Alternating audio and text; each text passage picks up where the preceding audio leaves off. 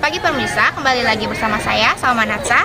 Kali ini saya akan mewawancarai petugas BNPB mengenai kasus kebakaran hutan. Nah, sumber wawancara kali ini sudah ada di sebelah saya. Selamat pagi Bapak. Ya. Bisa diperkenalkan namanya siapa? Oh ya, saya Faiz. Saya Diani. Saya Syakib. Dan kali ini kita akan memulai wawancaranya. Baik, saya akan memulai wawancara pertama ini dengan narasumber pertama. Baik, di sini ada Bapak Faiz. Selamat pagi. Ya. Kita langsung aja ke pertanyaan ya. Sekarang bisa diceritakan bagaimana kebakaran hutan itu bisa terjadi? Kalau secara umumnya ya, kebakaran hutan di Kalimantan sama Sumatera ini itu sebenarnya itu terjadinya itu karena oknum-oknum ya. Mereka itu ngelakuin ini biar buat ngebersihin lahan, tapi dengan cara lebih gratis gitu. Jadi mereka memilih untuk bayar.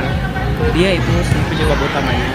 Selain faktor dari kelalaian manusia, kira-kira apa faktor alam yang bisa menjadi penyebab terjadinya kebakaran hutan di Sumatera dan juga Kalimantan?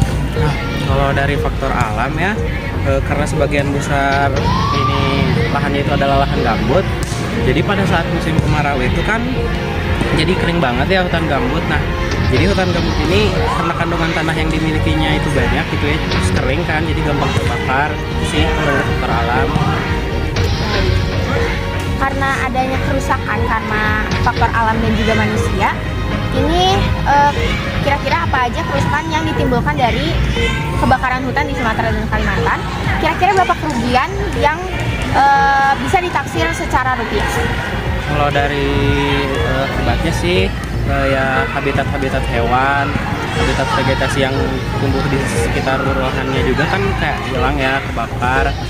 Terus karena lahannya kebakar jadi kering, penyedia unsur hara bagi tumbuhannya juga tidak bisa gitu ya, bakal susah buat regenerasi hutan.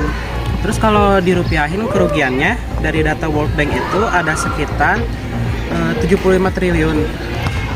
Baik, jadi lumayan besar ya? Iya, lumayan besar. Baik, terima kasih Bapak atas wawancara.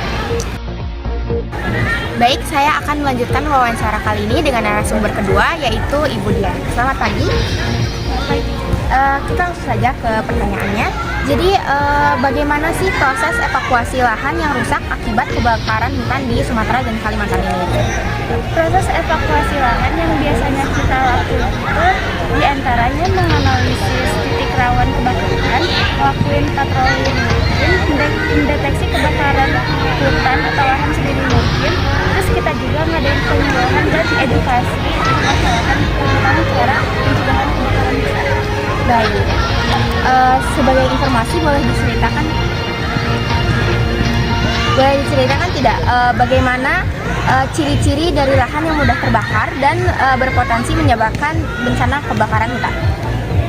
Karakteristik lahan rawan kebakaran itu biasanya suhu tinggi yang menyebabkan kekeringan, terus curah hujan juga rendah, partikel density tanah di lokasi kebakaran juga rendah, terus total ruang pori pada lokasi kebakaran hutan itu biasanya dalam kriteria 3. Baik. Nah, untuk pertanyaan terakhir, kira-kira tempat lain berpotensi terjadi terbakarnya hutan atau tidak? Soalnya apabila iya, di mana wilayah yang rawan terkena kebakaran hutan selain di Sumatera dan juga Kalimantan? Ya ada, selain di Kalimantan dan Sumatera juga ada wilayah lain yang rawan, kayak Riau, Aceh, Papua, Jambi, Sulawesi, terus Bangka Belitung. Baik, terima kasih waktunya Ibu. Baik, kita berada di sesi terakhir wawancara kali ini. Narasumber terakhir kita adalah Pak Syakib ya. Bapak, apa kabar? Baik. Baik, saya akan langsung saja ke wawancaranya. Apa yang perlu masyarakat siapkan untuk menghadapi bencana alam kebakaran hutan di Sumatera dan Kalimantan ini?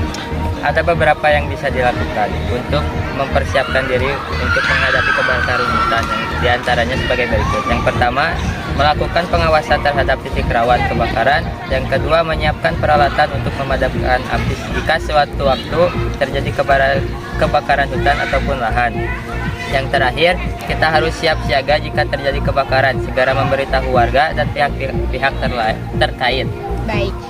Jadi apa yang perlu dilakukan masyarakat untuk mengurangi resiko kebakaran hutan di Sumatera dan Kalimantan?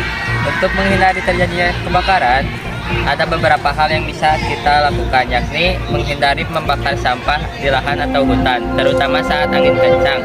Angin bertiup kencang akan beresiko menyebarkan kobaran api dengan cepat dan menyebabkan kebakaran. Jika kita membakar sampah, berikan jarak pembakaran sampah dari bangunan sekitar 50 kaki dan sejauh 500 kaki dari hutan. Meskipun ini bencana alam, tapi apakah ada hikmah dari terjadinya kebakaran hutan? Hikmah yang bisa diambil dari kebakaran hutan yaitu meski sudah ada langkah pencegahan jikalau kebakaran memang terjadi karena faktor alam, kita tidak bisa apa-apa. Tetapi faktor utamanya yaitu ada saja kebakaran ini. Maka dari itu, kedepannya ada penegakan hukum dan disinsentif ekonomi. Untuk pertanyaan terakhir, pesan-pesan untuk masyarakat dalam menghadapi kebakaran hutan dari petugas BNPB ini apa ya? Kami harap masyarakat bisa selalu siap dan siaga dalam menghadapi kebakaran hutan yang bisa datang kapan saja. Adanya kerjasama antara masyarakat dengan BNPB juga sangat amat diapresiasi untuk bersama-sama menghadapi kebakaran hutan.